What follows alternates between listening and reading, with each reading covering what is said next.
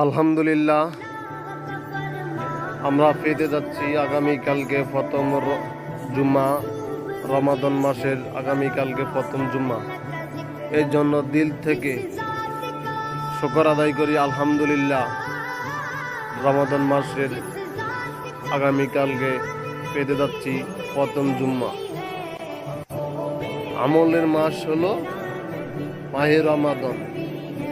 গুনাহ এসে গুনাহ ক্ষমা চাও প্রতিদিন।